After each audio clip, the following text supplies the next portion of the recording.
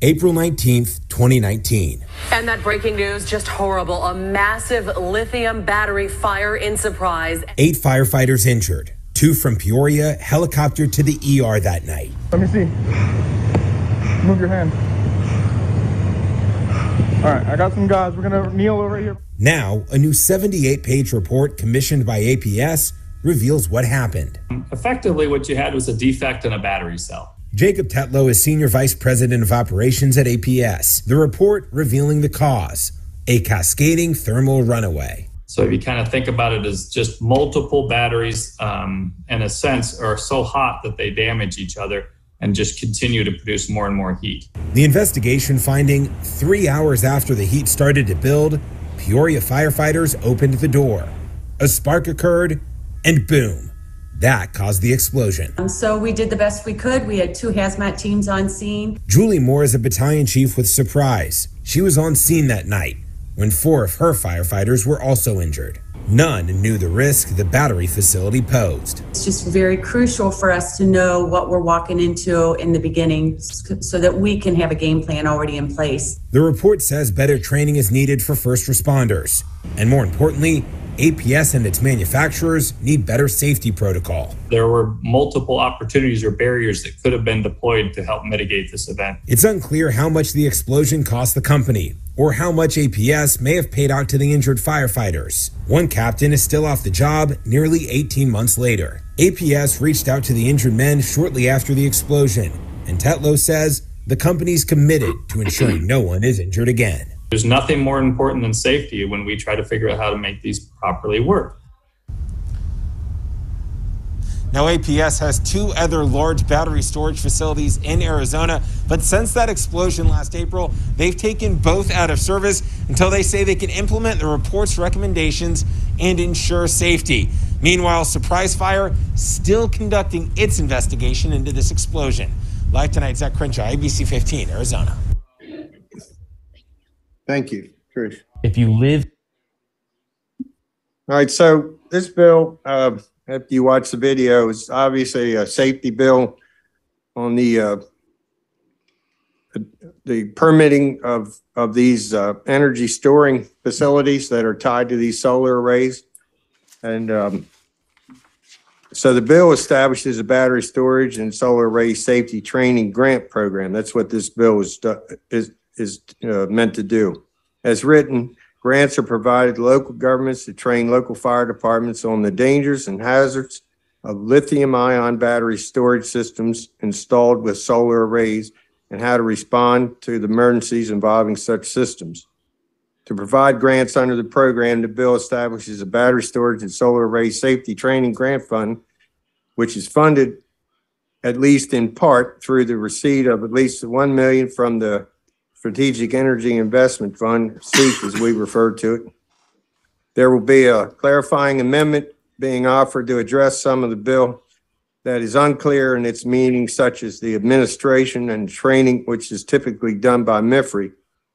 I met with those officials actually this morning. It's been supported by the Fire and EMS Caucus, and a couple questions came up on Monday's meeting, and so we're trying to go address those issues so that everyone's is completely satisfied with the bill. There's a lot of concern, as you can see, for all the people that have given written testimony on this as well. So you can see that the battery storage units are being permitted in areas around the state, and if a runaway thermal event occurs, to extinguish that fire can be very challenging, and our fire departments are certainly in need of proper training, which is at this point it does not exist.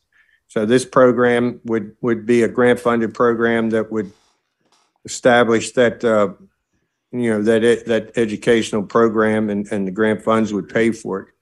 And I have with me Commissioner Larry Porter and Kaylee Legal from Caroline County, and they are starting to get some of these battery storage facilities requested in an area that's tied to big solar array fields and some of the other areas in my district as well. So I'm finished with my testimony at this point, and I would like to turn it over to them.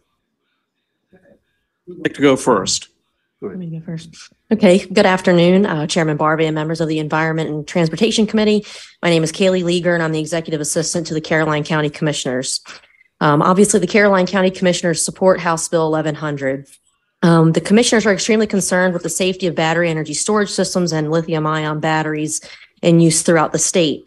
These systems can prove fatal due to the potential explosions, as you saw in the video previously, caused by thermal runaway. When this occurs, not only are toxic chemicals released in the air, but they are extremely hazardous to the first responders and the citizens within the area that are covered by the plume. In addition to the human aspect, the runoff that occurs from attempting to extinguish these systems are littered with the toxic chemicals that are detrimental to the environment, the animals, the people, and ultimately the Chesapeake Bay. With this, you can see the Caroline County Commissioners are in support of HB 1100, and they request a favorable report. Thank you. Yes. Thank you, Commissioner Barvey and committee. My name is Larry Porter. I'm serving my 4th term as Caroline County Commissioner. I'm also a volunteer firefighter. I joined the firefighting service in 1981 and was awarded life membership in 2003. As Delegate Jacobs stated, we have potential solar projects coming to our county. We had a discussion with some of the representatives about battery storage. We were basically told in so many words that if there was a problem or a meltdown, we were to not respond and get people away. That's not acceptable as far as I'm concerned. I'm also concerned about vehicle fires with electric vehicles and the effects that they would have on first responders. Although this would be an additional training for volunteers, it's an important opportunity to continue to provide safety. The volunteer firefighter motto is to save lives and protect property. I think we should do everything we can to save the lives of the people who put their lives on the line as volunteers every day. Thank you very much for the opportunity to travel across the bridge to come today, and we are certainly in support of this bill. Thank you. Sure. By the way, I have 2 questions myself before I recognize others. Actually, one question. I noticed you mentioned lithium ion. Why limit it to lithium ion? There are other chemistries that are going to be coming, that are going to be introduced. Do you want us to like broaden that out and make it deal with other battery chemistries? Certainly. I mean, you know, the video is very clear that storage facility was dealing with lithium ion.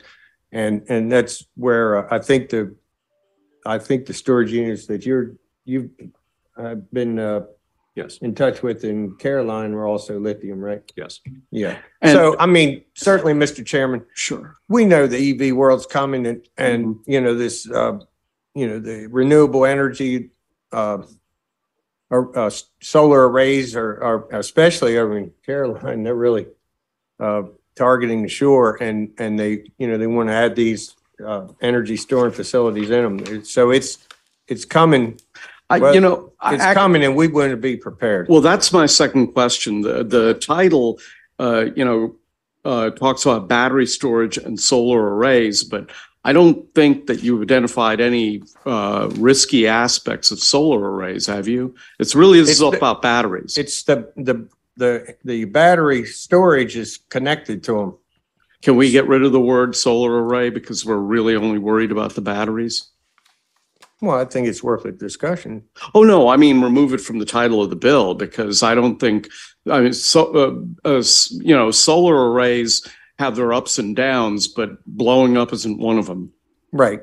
They're not the problem. And right. But they're the receiver of the energy, sending it to the battery storage. So yeah, I guess that's why the drafter put the line. Well, but I believe that as in the future, we're going to need to store electricity from whatever source, and it's going to be stored in batteries. So it may not be a solar array providing the electricity. It might be a wind turbine or a nuclear power plant, since those are the only 3 sources of clean energy. I think that's a great point, Mr. Chairman, and we take that in consideration. Okay. And one last final point here. On a per capita basis of ownership, gasoline engine fires are far outnumber electric battery car battery fires. Just go to the National Highway Safety Agency and look those numbers up. So anyway, the first question goes to Delegate Foley. Mr. Chairman. Could I respond to that? Sure. Well, You're going to say that batteries are harder to put out. correct. Okay. Delegate Foley. Thank you, Mr. Chair. And thank you, Delegate, for bringing this bill.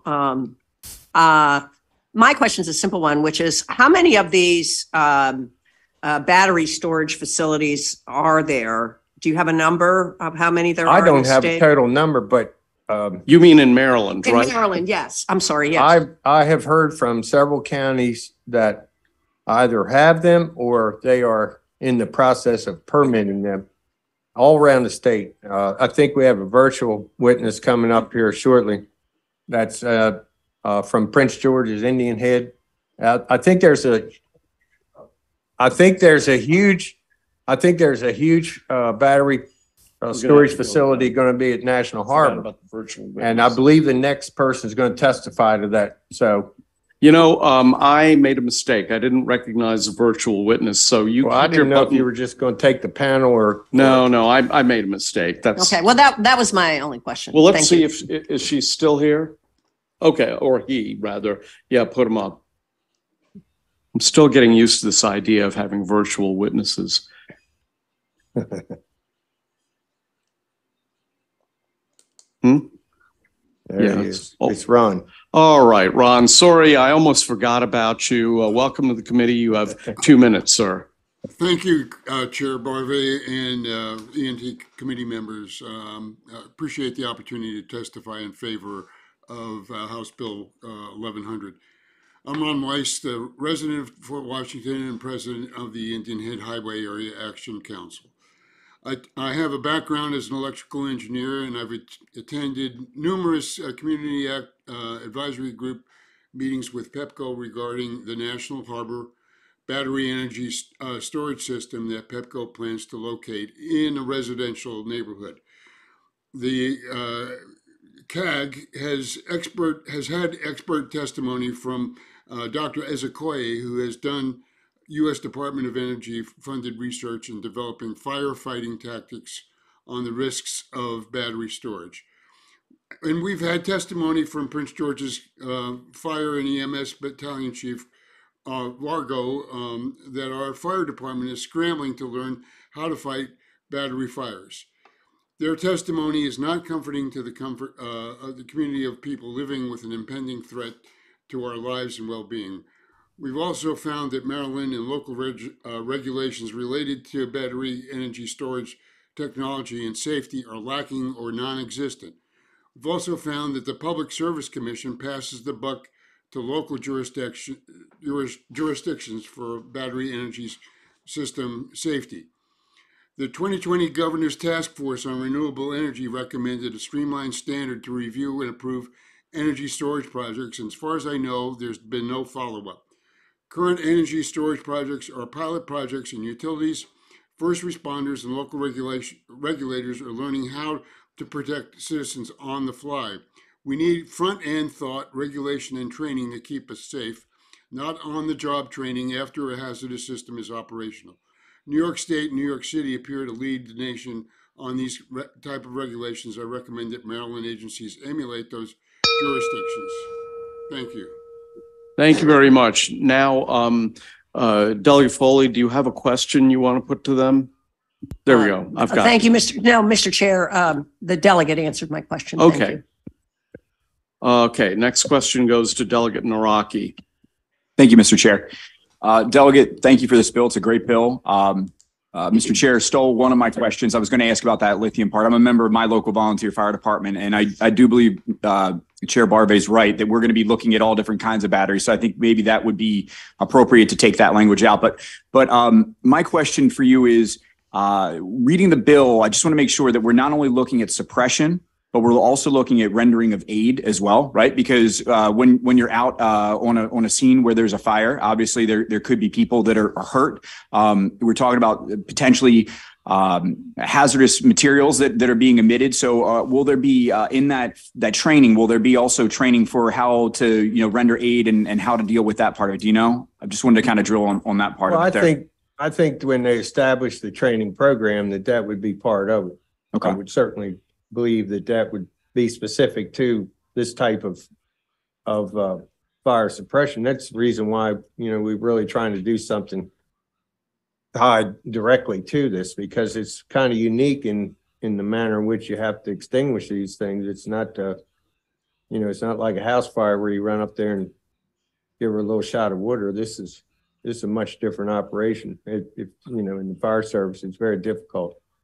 Sure. No, and I appreciate that. Just sometimes I can tell you that inside the fire service, sometimes it's like two different sides of the fence, right? The folks that want to run out and put fires out think about things in one way, and the other folks think about things in a different way. So I think it might be useful just to clarify that we're not just talking about suppression, but also the rendering of aid as well there. Thank you. Thank you. Go ahead. Thank you, Chair. Commissioner, good to see you, Kaylee. Delegate Jacobs, good bill. I only have one question that might relate to our committee, which is the manufacturers of these batteries. Do you view them as having any responsibility to participate in what would safety look like when they're manufacturing these batteries for a particular purpose? I'd say they should be contributing to the CEF fund. And maybe that should be part of the fee when you permit these projects, that maybe they should be paying into that training fund as well. Because this, if you look at the fund, the makeup of it, it could be other funds added. So that's a good point. Well, it may be such that that's already the case, but I think your bill sort of asks a question through grant funding. How do we help the counties in the state of Maryland, frankly, handle the risk and the danger of these types of fires? But more importantly, as I think this committee and our committee often does, when you have an industry that is emerging, there tend to be some obligations that can and should come forward from the industry. And the question went directly to, do you view as the sponsor of this bill, the industry that is... He wants to know if you support extended producer responsibility for batteries. Sounds good to me. Isn't that so? Well, I think it's very important. I think it's relevant. Well, I believe it is, Delegate. And, we'll talk offline more about that. But, the whole point of this is really to get on the front end of an emerging industry that has some challenges. And we want to make sure the fire service is trained properly and that we can respond to these things and protect lives and protect property, which is really the mission. I had a companion bill also at ECM tied to these same energy facilities that directs the PSC to make sure there's fire suppression is built into them. So what happened to the bill? Well, I have talked to those. Oh, it's in their committee. Yes. Okay. All right. Okay. But I mean, there are two bills that are really trying to look at this issue and try and deal with some of the effects that are caused by it proactively, not reactively. Okay. Any other questions? Seeing none, thank you very much. That ends the public hearing on House Bill 1100. Let's turn to House Bill 1209.